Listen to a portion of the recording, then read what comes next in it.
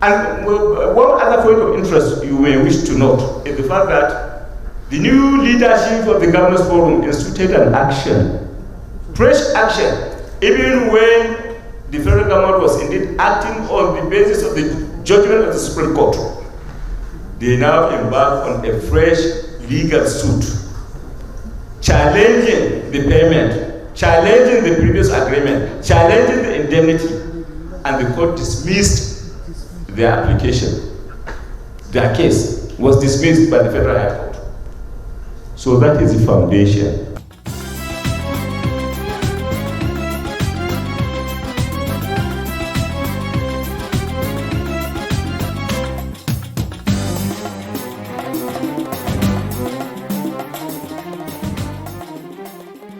And that was the basis and the ground on the basis of which we eventually took a decision advising the president that the payment should be made. And then along the line, there was a change of leadership of the Governors Forum.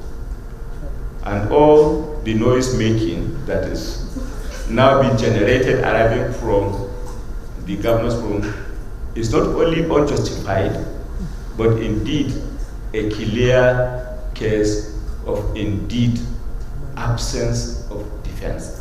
And one other point of interest you may wish to note is the fact that the new leadership of the Governors Forum instituted an action, fresh action, even when the federal government was indeed acting on the basis of the judgment of the Supreme Court. They now embark on a fresh legal suit, challenging the payment, challenging the previous agreement, challenging the indemnity, and the court dismissed their application. Their case was dismissed by the Federal High Court. So that is the foundation.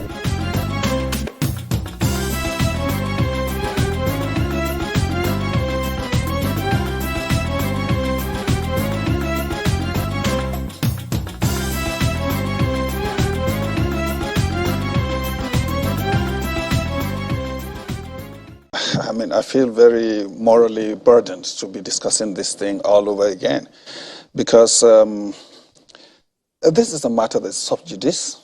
Case is in court. We're talking about the Attorney General of the Federation, who is the chief lawmaker in this country. And I would have thought that the most reasonable thing to do is to let these cases, just end up in court so that they would have a logical conclusion. But what we are going through is that the consultants, so to say, do not even need a personal lawyer or some private lawyer. They are being defended by the federal government. And if you remember... You mean the AGF? Yes, the AGF. He represents the federal government. And if you remember, only 2 days ago or 3, at the FEC, I read somewhere where someone said that the president had given an express order that all deductions be discontinued until the cases are concluded. So why are... So they're in disagreement on that? The AGF's position and the president's position? That's what I noticed. I mean, I'm not trying to imply anything, but if the president gives an order, and he is President Muhammadu Buhari, and some attorney general comes, at least this government is known as the Buhari government. It's not the Malami government. If Buhari gives an order, I believe that Buhari should be respected. Governors of 2018 are no longer the governors in power today. The chairman of the Governors Forum in 2018 was Yari. There is a new chairman. And among the governors... Isn't it a continuum? There is a continuum, of course. And among the governors are, serious legal luminaries. There are SANs and all sorts of lawyers. And they have reviewed these cases and discovered that there are no basis for these payments. And we're human. We can make mistakes. And if you realize, look, the fact that you have been paid some money falsely or wrongly does not vitiate the fact that that money can be recovered. So what the governors are saying is that the first payments were in error, gross error. And they're saying, let's conclude this case and the other monies would also be retrieved. So they're relying on the fact that some payment had been made, so the remaining payment must be made, is not tenable.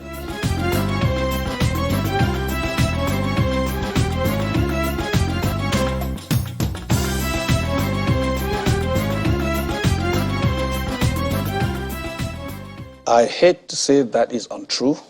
There is no component that compels the Governors Forum to pay anything, and there is no agreement between the consultants collectively and governors collectively. One of the consultants had a contract with 13 states, and now he wants money deducted from 36 states. I don't see how that's going to happen. Another of the consultants was an employee of the ALGON, Association of Local Governments of Nigeria. In fact, the EFCC had done an investigation and described his being part of this payment as a fraud.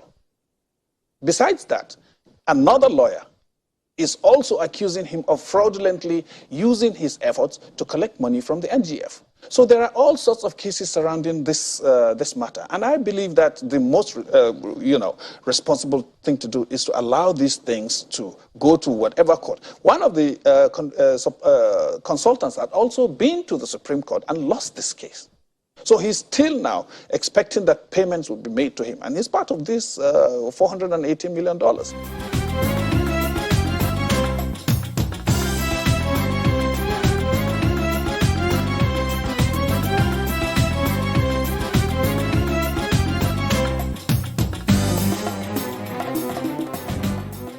The universities are shut.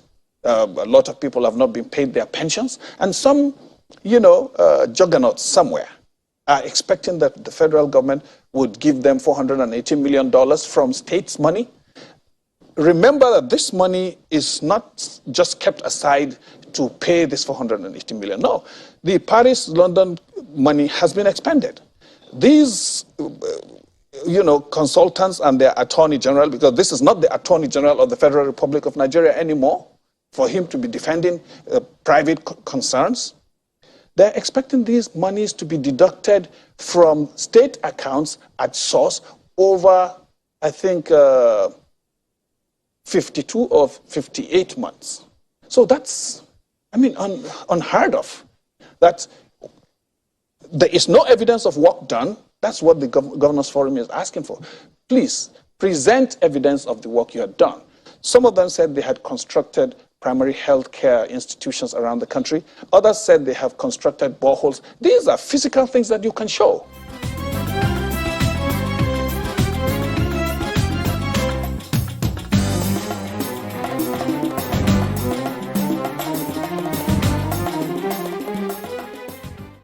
But the position of the Governors Forum is clear and unequivocal. Although this matter is sub judice and we are very reluctant to